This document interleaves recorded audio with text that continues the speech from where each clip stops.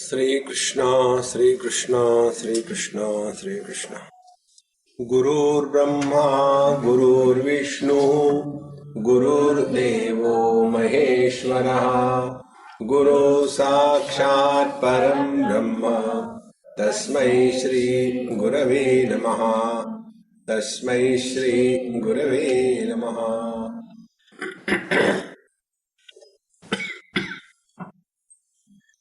Once a child asked me this question, get me water.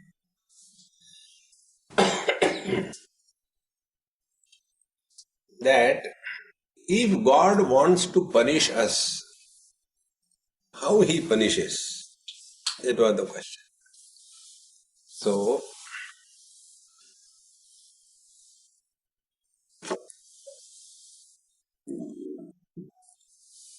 I told, have you eaten dahi vada? There is one dish among Indians called as dahi vada. It's a very pathetic dish. They keep in a paper ball something made which is wet, like the brain. And on that, they will sprinkle black pepper, white pepper, green pepper, yellow pepper, and salt, and then serve it. In the same manner, when God created human beings, our cranium is like that ball. In that, like dahi vada is our brain. And on that brain, the dahi vada, they sprinkle the paper as intellect, intelligence. Thereafter, the person suffers intelligently throughout life. This is how God punishes man. Simple people are not miserable. And intellectuals are never happy. Not only that, intellectuals are intelligently happy. They justify, they can prove. See? Like one lady was very angry with me after my lecture. All the time you say, keep happy, be happy, be happy. Get married and show, be happy. So intellectuals, they try to prove that how I am miserable is okay. Such a person can never discover happiness in life.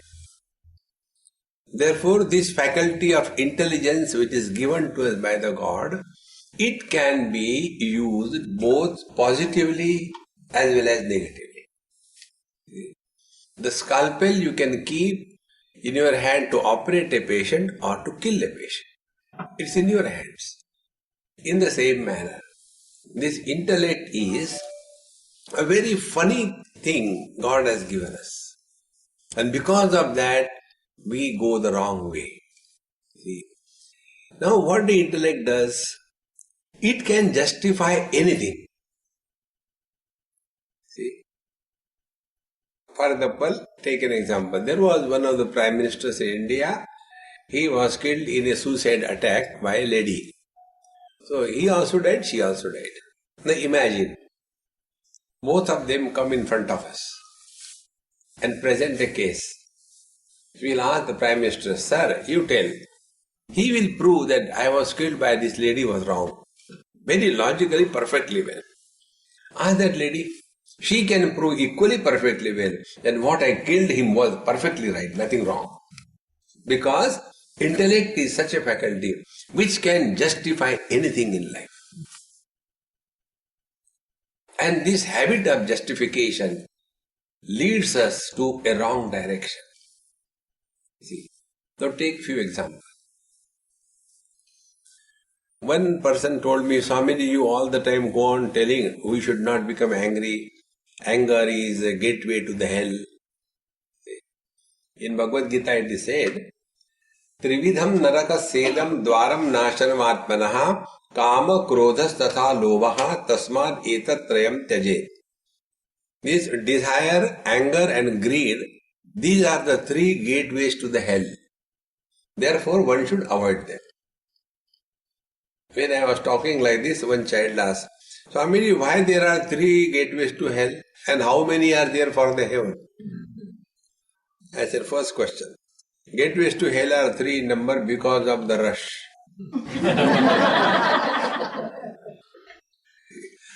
And gateways to heaven is only 1 because hardly there is anybody going. No need.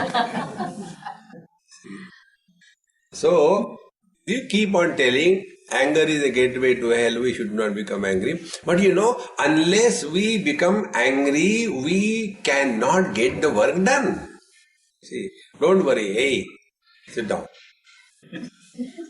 See, unless we become angry, work cannot be done. This is the justification. Meaning what? We are more interested in the external things than on the quality of the mind. What is more important in life? See, work is important or peace of mind is important. The most valuable commodity in the whole universe is our peace of mind. Because whatever we are doing, for what we are doing, it is for this peace of mind. Ashantasya kuta sukham. A person who is not at peace with himself, he cannot be at peace with the whole world. And he who is not at peace, he can never be happy. See, friends. Therefore, all the things that we do in our life or we don't do in our life, they are aimed at discovery of this happiness. For example, doing the things. We get married for what? See, for getting happiness or for getting happiness?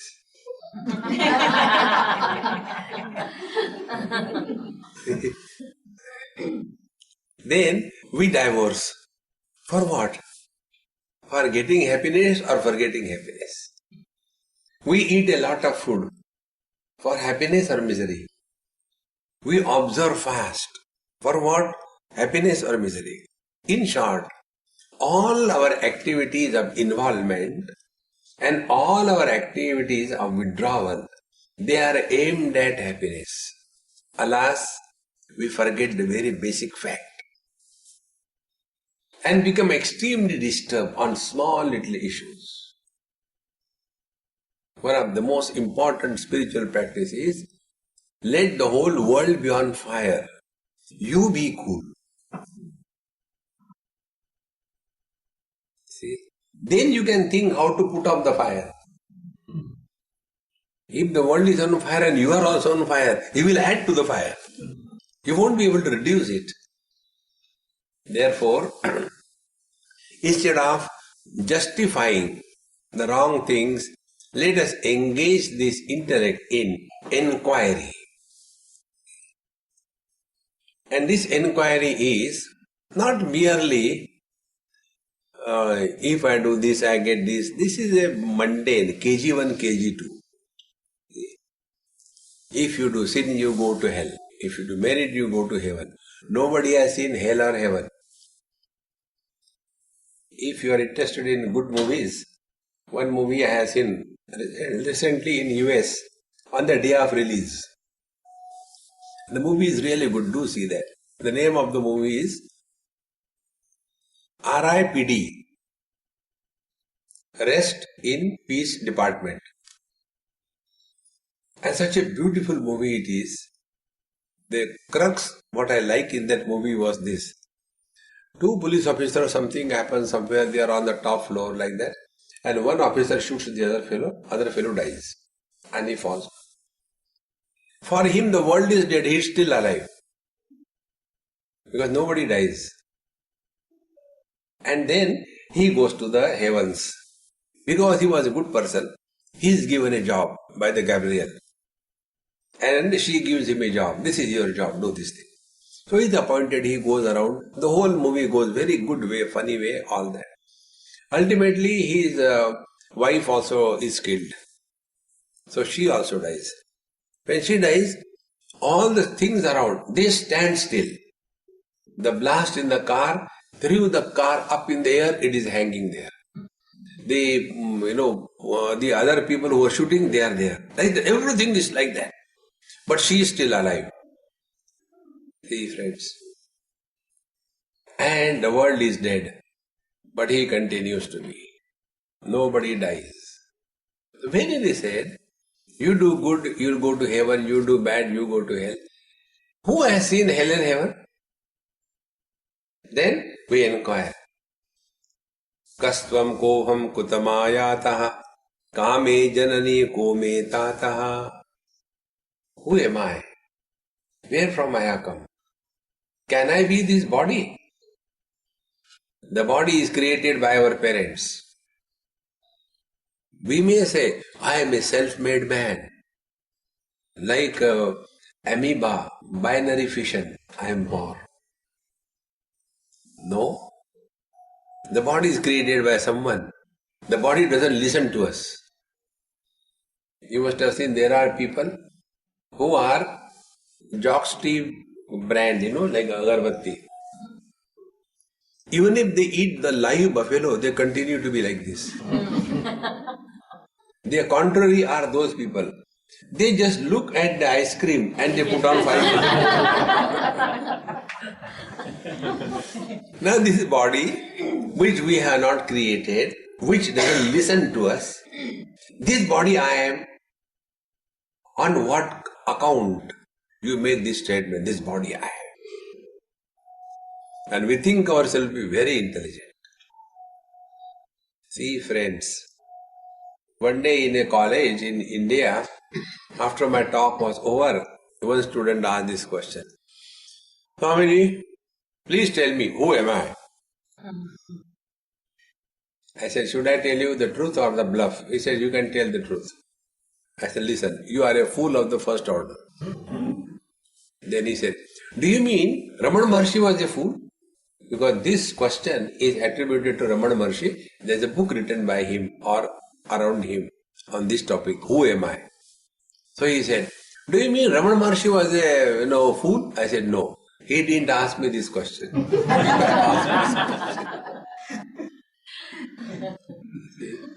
Then I told him, my dear friend, till such time you take yourself to be body, this question will not come in your mind.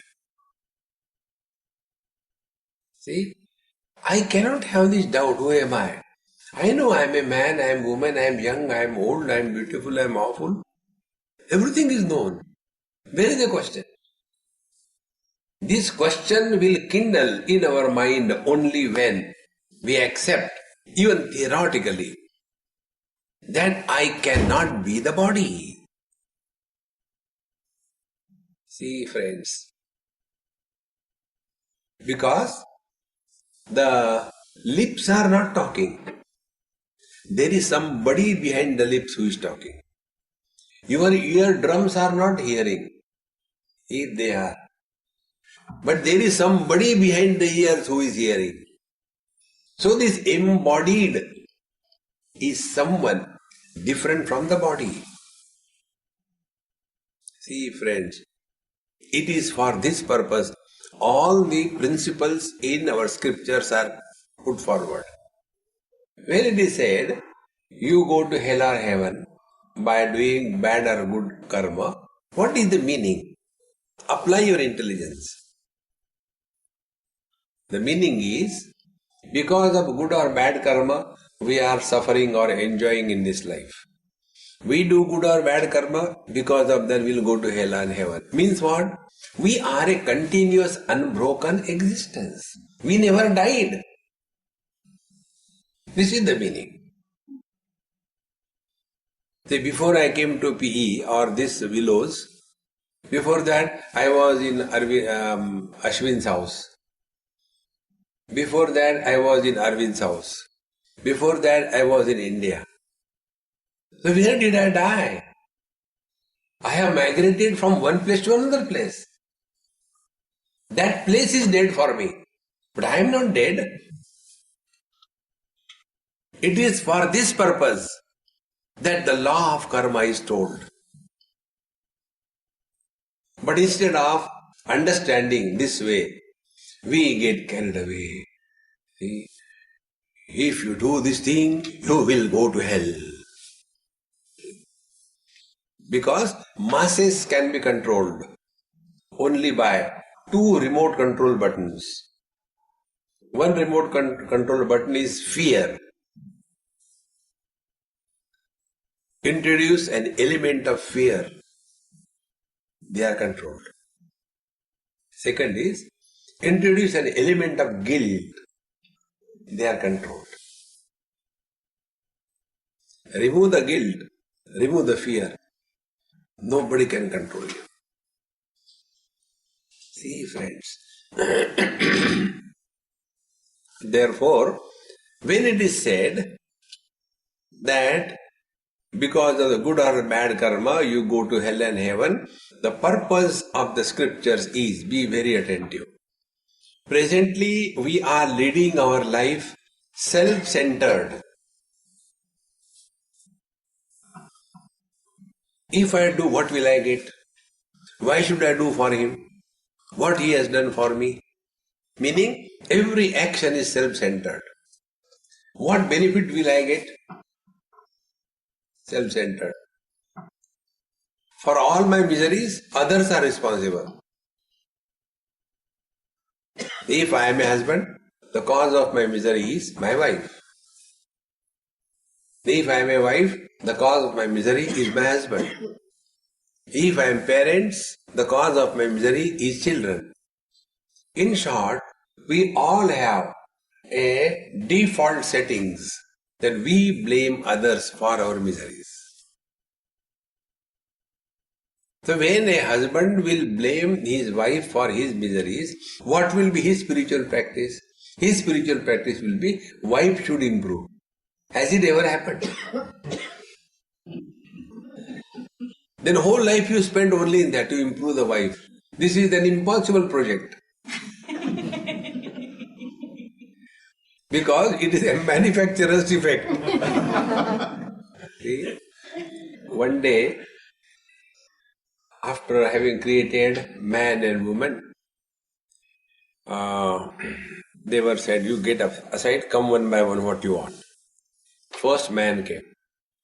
When man came, the lady shouted, L for ladies, L, ladies first. Okay, man, you get out. The woman came. And she said, Oh Lord, kindly give me such a husband who will be intelligent, rich, handsome, capable, and obedient. God said, in all the corners of this world, you will get such a husband. So the lady was very happy. She went away. The God has to keep everybody happy. Then the husband came, the man came, lady has gone, and he asked the same question. Oh Lord, kindly give me a wife who is beautiful yet intelligent, who knows everything, who doesn't argue, and who can understand. Kindly create a wife for me like this. God said, you go to any corner of the world, you will get a wife like this. Now both were told, both impossibilities. Now God started thinking, I have given them blessings. Now I can't withdraw it. There is no Z, control Z. It is done. I can't undo it. What could be done? What could be done? God was very much worried. Then his wife came and she said, what is wrong with you? See, I have done this mistake. I gave promise to both of them. In every nook and corner of the world, you will get good husband, good wife. But it's not possible. What should I do? Simple thing. Create a round world. And God created the world round. There is no corner and no possibility. See, friends. Till such time we blame others, we are not self-oriented. We are self-centered. The purpose of the scriptures is to make us self-oriented, not selfish. When we selfish, we stink. See? But when the self is the issue, then there is a glory in life. See, friends. Therefore, this intellect is used in applying in such a manner that we are able to bring out the moral of the story correctly. We have to bring out the correct moral of the story. Stories may be anything. Don't just brush the story as cock and bull stories. No. Behind every story there is a moral. Like in Mahabharata there is a story. Those who are Indians, they will know. This Savitri and Satyavan. Satyavan Savitri was a unique couple. And this Savitri, the wife, was extremely dedicated to her husband. And the husband Satyavan dies. So when the Lord Death comes to pick up him, this lady stands in between. Says, "You dare touch my husband, I'll kill you." And with her power of chastity, purity, dedication to the husband, the Lord Death is defeated. And she gets her husband back from the hands of the Lord Death. She comes back. Moral of the story. See? So, the traditional moral of the story is, therefore, if the wife is dedicated to the husband sincerely, she can even conquer death. But a person like me, he will bring out a different moral of the story. The moral of the story, according to me, will be, you can be saved from death, but not from wife.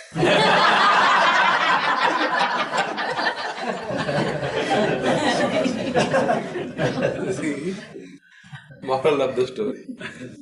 In the same manner, all these things which are told in our scriptures, you have to take out the real meaning. Not going to hell and heaven. It's for KG1, KG2. See, friends. Then when this question comes, that I cannot be this body because the body is created by parents, it doesn't listen to me. How can I be the body? Then the question comes, then who am I?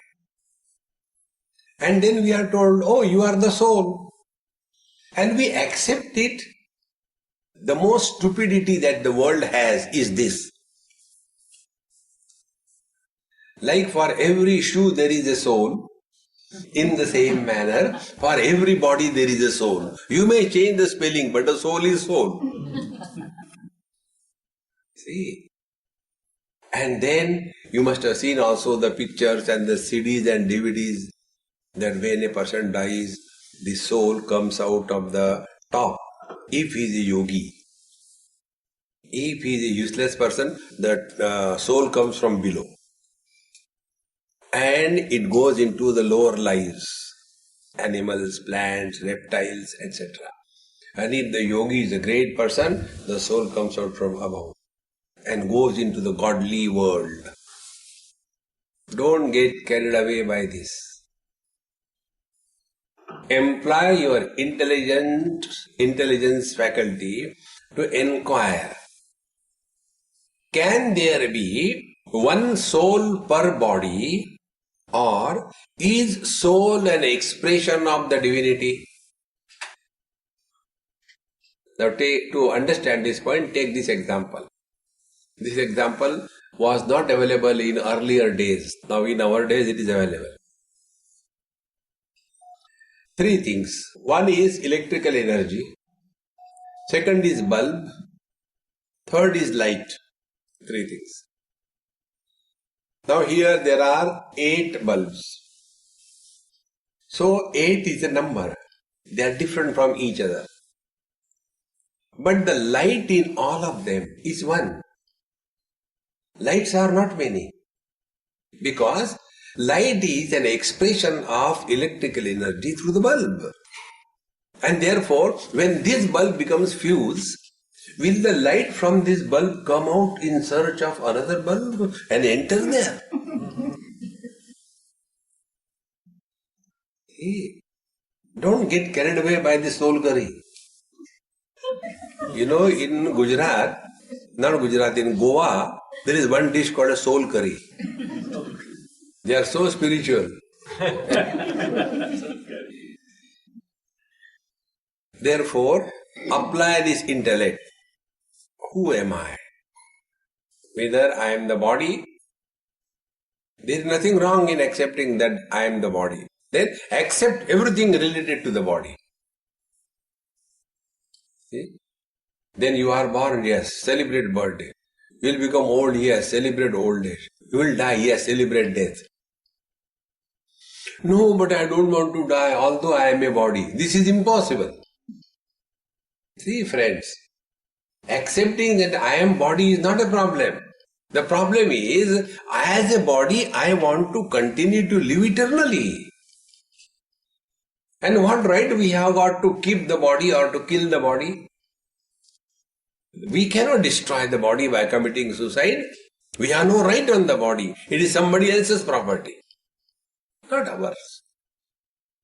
The more you start reflecting, you will come to know that the embodied was never born.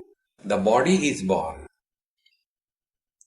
Embodied is merely like the light is merely a phenomena in every bulb. In the same manner, like the light in the bulb, life in the body is common everywhere. See? The students, when they study in medicine in their college, they don't study the anatomy of every body. They study the anatomy in general. And when they have to operate some patient, they don't say, bring the dead body, let me see where is the kidney. No. Because anatomy is common for all the beings. It is a phenomena. It is not individuality. Similarly, life is one. They are not many. See, friends, the day you understand this principle, that life is a manifestation and not an individuality. And who suffers is the individual. See? When this becomes clear to you, thereafter, life is expressing through the body, like life is expressing through every body. Be very attentive. When one bulb is illuminating the temple, other bulb illuminating the toilet, we are intelligent people, so we ask questions. Intelligent people ask questions. The question is, why that bulb is in the temple and why this bulb is in the toilet? So, people like us, we have to answer every question. So we say, look here, this bulb which is in the temple has done lot and lot of meritorious deeds in the last life. Therefore, born in a temple. Oh. This bulb, Mahapapi, terrible sinner. Therefore, he has to illuminate the toilet. By the time this talk is going on, this bulb in the temple gets fused. What happened? Why this happened? God likes good people. He's okay, you leave God aside, now there is a darkness in the temple, what should we do?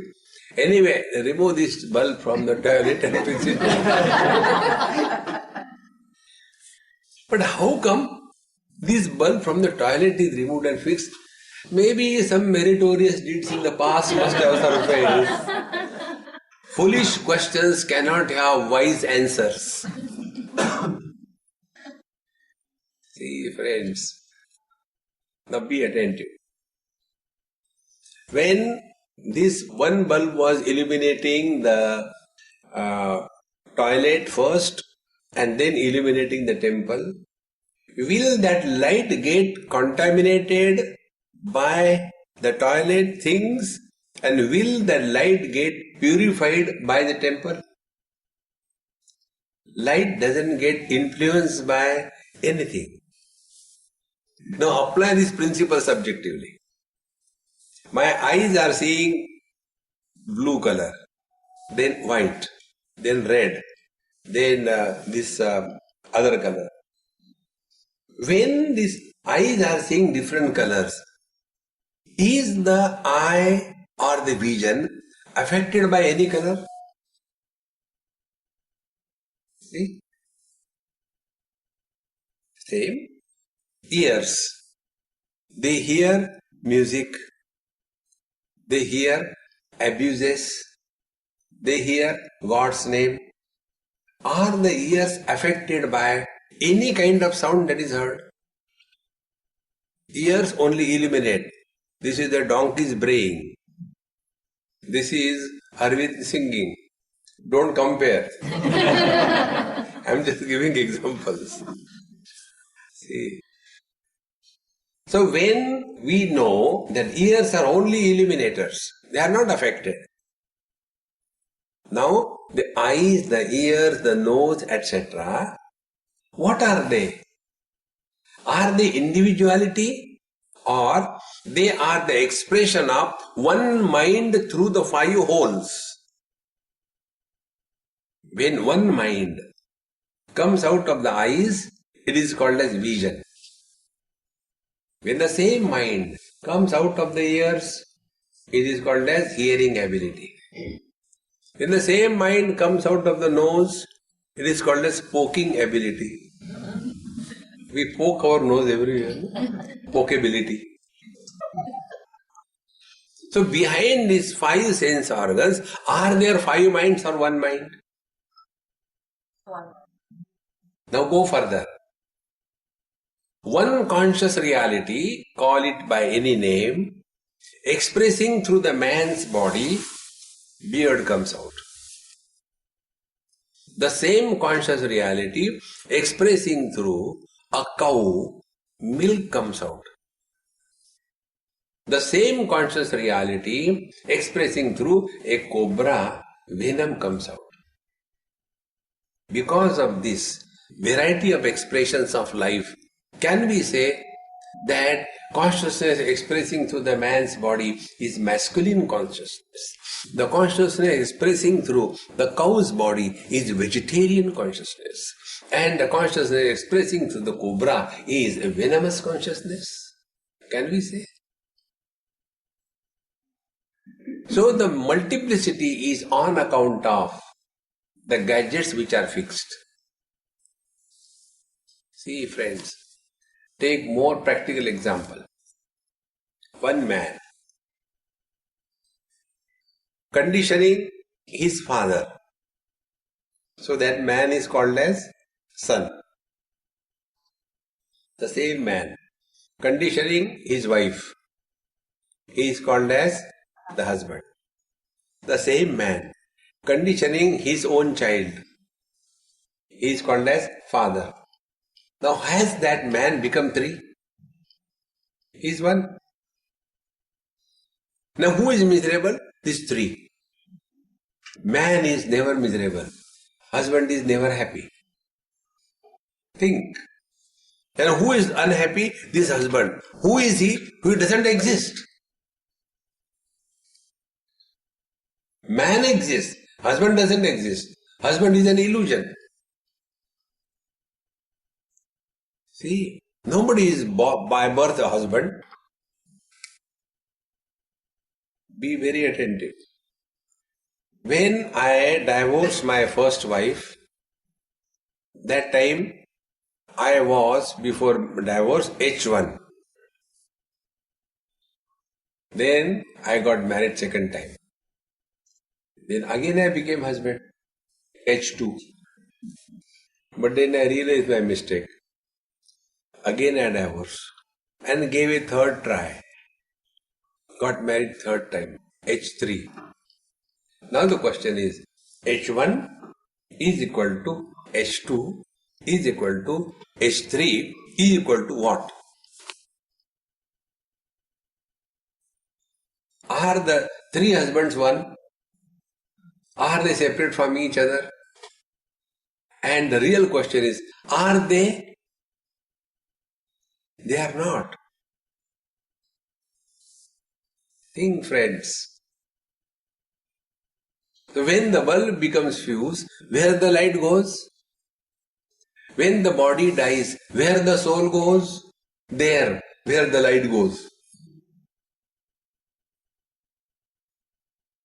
Come to cognize this principle.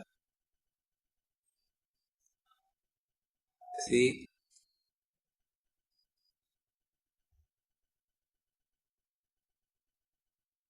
then you will start getting a correct message from every experience of your life. Like, colors may be many, vision is one. Sense organs may be many, mind is one. The thoughts in the mind may be many, but the consciousness illuminating the thoughts is one. This journey from the many to the one is the spiritual journey. In this, you don't get anything. First, you reject the world of colors and forms. Then only you can come to the eyes. Then you reject all the sense organs. Then you can come to the mind. Then rejects all the thoughts, good and bad. Then you come to the consciousness. So this path is not the path of acquisition. We simply chant the mantra. Na karmana na prajaya dhanena tyage naike amritatvamanshuhu.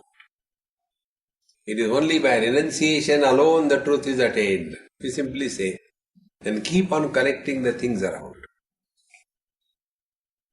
Thus, this intellectual faculty is required for inquiry into one's identity as to who am I. It is for this purpose the God, out of compassion for us, gives us good and bad experiences. And one day it may click. Parikshalokan karmachitan brahmanaha nirvedamayat nasti akritaha kritena tadvijnanartham gurumeva vigachet samit panihi shrotriyam brahmanishtam. When we analyze our own experiences of life, one day it clicks. Hey, what I have been doing in my life? When I was not in this world, there was nothing lacking in this world. When we leave this world, there won't be any lacuna because of our absence. Meaning, our presence has no meaning. But what a arrogance with which we live. Konyasti sadrusho maya, who is like me? Without me, the world can't move. The only purpose, friends, of this intellectual faculty given to us by the Lord is to inquire into your identity. Then you will come to know, whenever you are disturbed, this is application of your intelligence. Whenever you are disturbed, at the origin of the disturbance, there is Mr. Somebody. Somebody is always disturbed. Nobody is never disturbed. Therefore it is said, nobody is happy in this world. It is very true. Mr. Nobody alone is happy. Somebody is always miserable. Just look within. Whenever you are disturbed, rather than justifying the disturbances, just find out who is disturbed. In a fraction of a second, your problem is solved. Husband is disturbed. Then you start playing with this husband. See, this is how out of an ordinary person a Mahatma is born. One example I'll give you. Just imagine one husband has come to me and he complained. What will be the complaint of the husband? How he is miserable because of the wife. There cannot be any other complaint. So he came and made this complaint, Swamiji, I am so terribly miserable because of my wife. Please tell me some ideas. I am fed up. Now, as a Mahatma, as a great master, I am dealing with him. My dear friend, look here. Husband is not a proper noun. It is a common noun. Therefore, every husband in the world is miserable. You are not the only one who is miserable. If you are not miserable, then there is something wrong. Therefore, don't worry. Every husband is miserable. You think only you are miserable? There are husbands which are more miserable than you. Really, Swamiji? I thought I am the only miserable. No, you are not the only one miserable. Okay, I am really good that I am not the only one miserable. Others are also miserable. I am happy. Swamiji, you are great. So I have become a great master. Now the same case I handle the other way around. This person comes and tells me, Swamiji, I am so miserable because of my wife. Please help me. Before he talks further, I cut him short. Don't tell me that. I am so miserable. Like you, no more than you. Why? No wife. Now tell me, will anybody call me a great master if I become miserable? Think how you take life. The day you decide this, that under any set of circumstances, I refuse to be miserable. This is the only way you can live intelligently in life. There is no other way. Then from every experience we get a guidance. See? And the guidance is, look within. The only purpose of our being born as human being is to know our essential nature.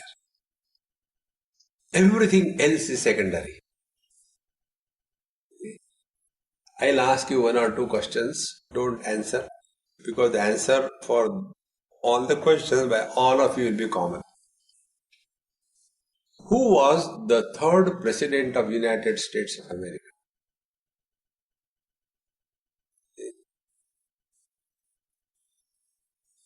At what speed the neutrons and electrons are running around the earth?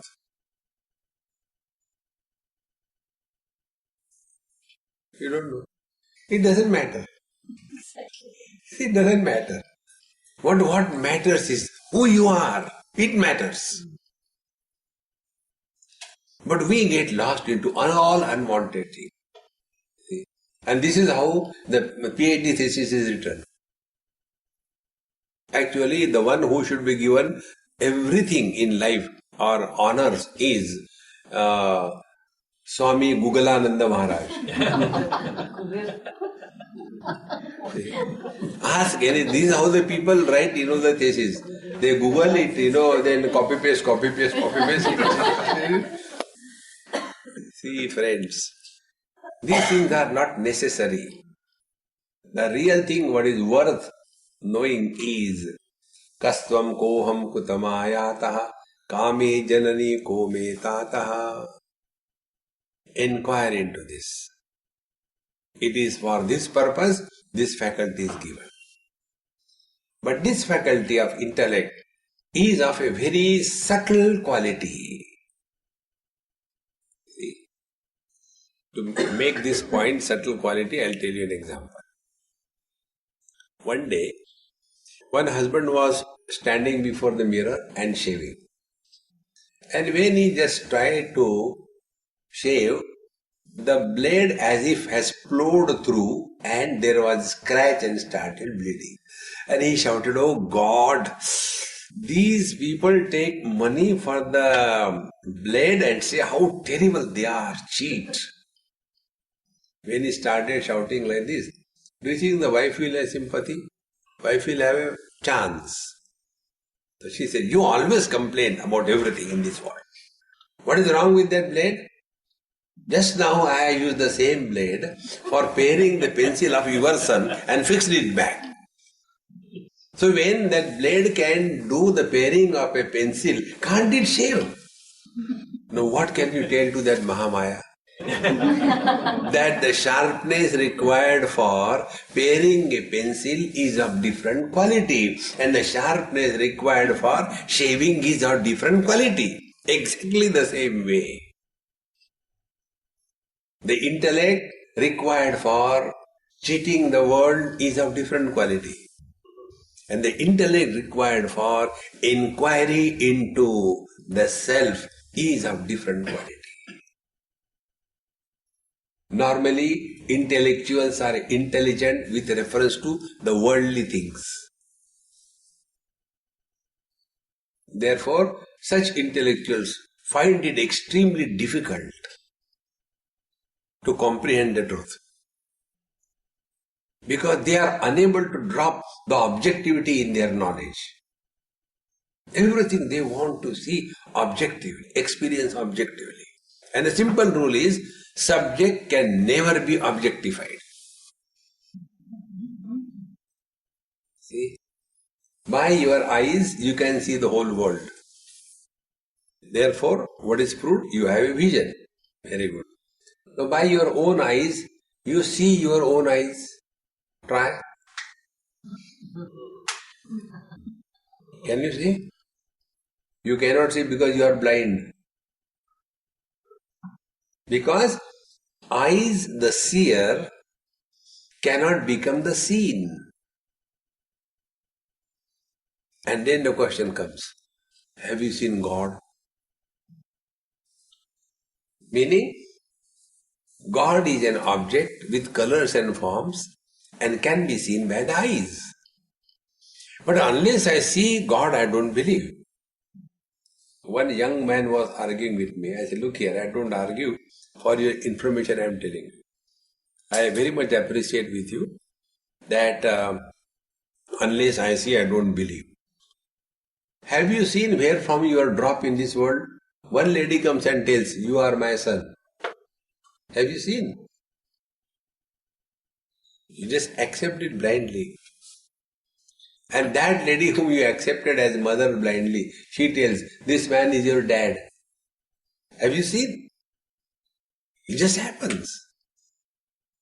But we are so much obsessed by this objectivity. Therefore, these intellectuals find it extremely difficult to comprehend the truth.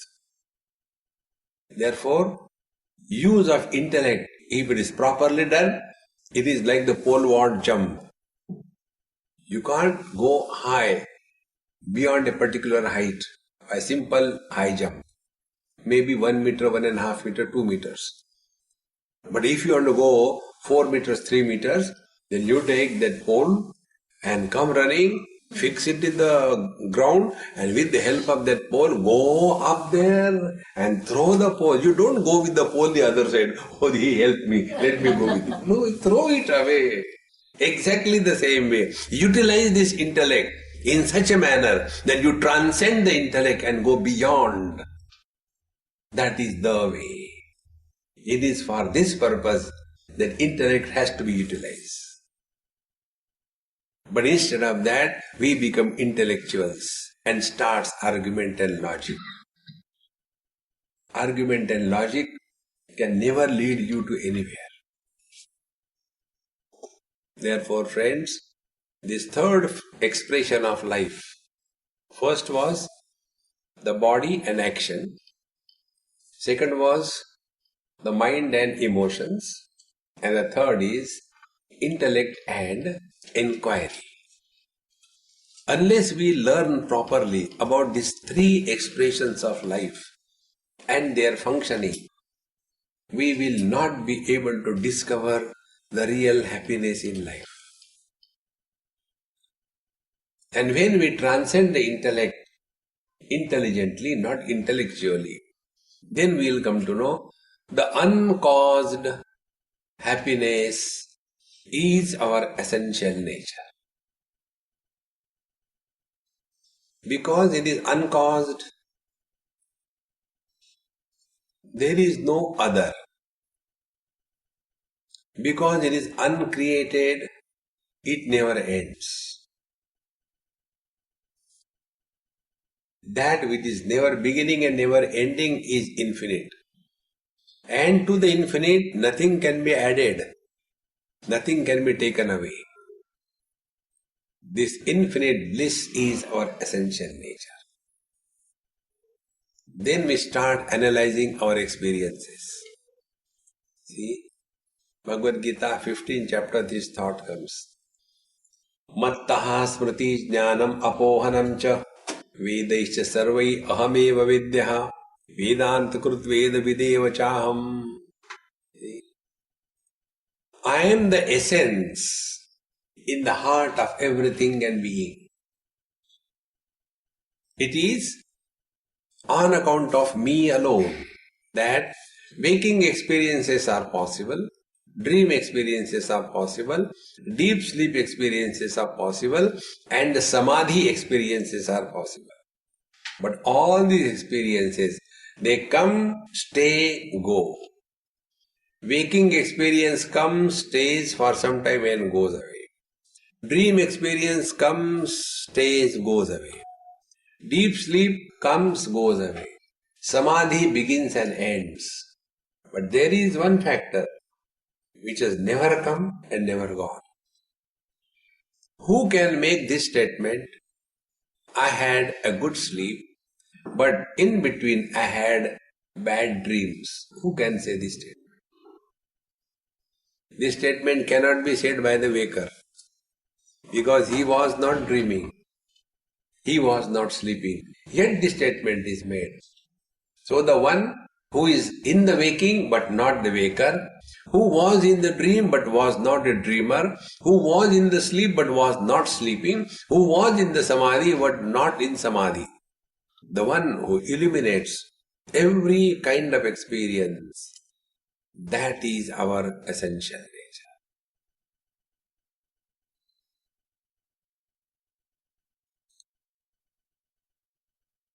Infinite is that which cannot be disturbed. See?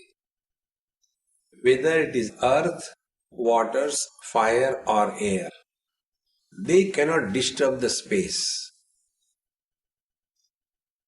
Similarly, all colors and forms cannot disturb the vision. Any kind of thoughts cannot disturb the mind. Any kind of experience, waking, dream, deep sleep, samadhi, cannot disturb the real I, the absolute conscious blissful existence. That is our essential nature. Simply theoretical listening has made you still.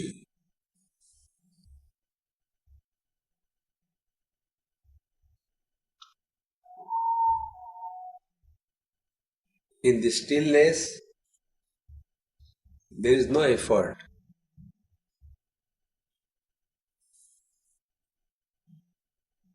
Everything we can hear, but remain undisturbed.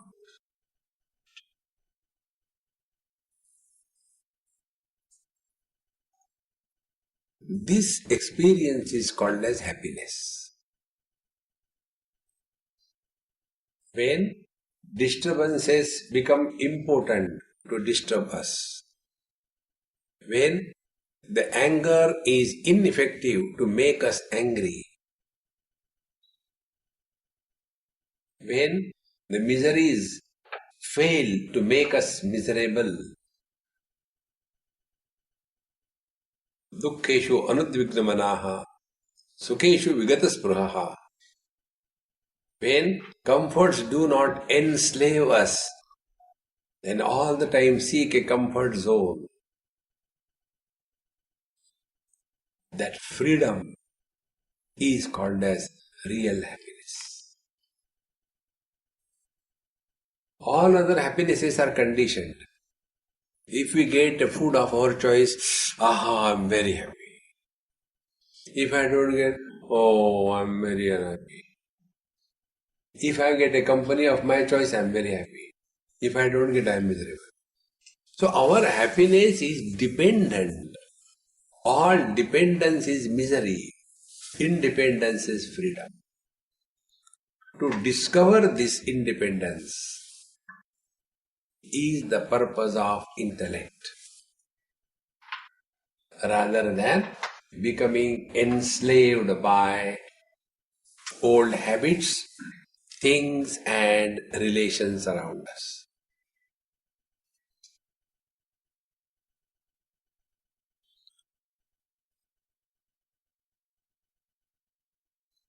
Therefore, such a person who has learned from his own experiences how to use this intellectual faculty,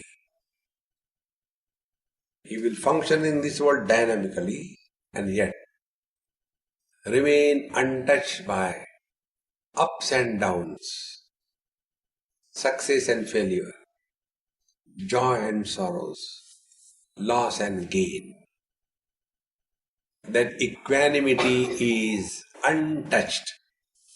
Like the space doesn't get bent down because of the weight of the earth, doesn't become wet because of the waters of the ocean, doesn't become burnt because of the element fire, doesn't become dried up because of the air. Although supporting everything in the same manner. Let every experience come and go. It is not only goody is God. Goody and baddie, they are only relative. They are not real. When I call somebody, you are tall, I have already created a shorty. When I call somebody, you are fat, I have created a thin. When I call somebody is intelligent, I have created a fool. When I call somebody rich, I have created a poor. They are mutually dependent. Thus, this faculty of intellect is meant for inquiry about our own essential nature as to who am I. And now the last point.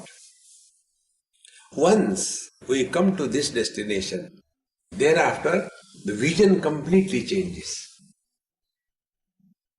World will not change, vision will change. See? Take an example to understand this point. There were three persons, for example, and they were at the base of these three legs of this stand, tripod. One was following the path of karma, other was following the path of devotion, third was following the path of knowledge. And they were far away from each other. And everybody is insisting, my path is the only path, all other are useless. Fighting, shouting, my religion, your religion, my God, your God. God with the form, with the attributes. God without form, with attributes. God without attributes, without form. Saguna Sakar, Sagun Nirakar, Nirgun Nirakar. Fighting. And in their fight, somehow they started their journey. And one of them has reached the top. After reaching the top, what will be his vision? It doesn't matter what path you follow. What matters? Have you reached? Having reached the top, all the differences merge. Then only a statement bursts out on the cross. O Lord, they know not what they are doing. Forgive them. It is not a dialogue written by a script writer. It is a spontaneous expression of infinite love in the form of natural forgiveness, like our tongue forgives the teeth when she is bitten by the teeth. Think. This change in the vision happens. If this change in the vision does not happen, we are miles to go before I sleep and miles to go before I sleep. See, friends, when we thus come to the Absolute, from the Absolute standpoint, all the relatives are only imaginary, they are not real. It is something like this. Space is real. North, east, west, south, four corners, up and down. 10 directions are imaginary. They are not real. What is east? Where the sun rises. Good. Where the sun rises is the east. So the east is because of the sun, or the sun is rising, therefore it is east. Who is who? And if you discard the conditioning of earth and sun, will there be any north, east, west, south? So what is the reality? The reality is the space. And space is infinite. In the infinite, finite is always imagined. Like man is infinite, husband, brother, son, brother-in-law, they are imagined. They are conditioned. They are not real. When this vision opens, then our angle of perception changes. Thereafter, life is lived through us without claiming success or failure.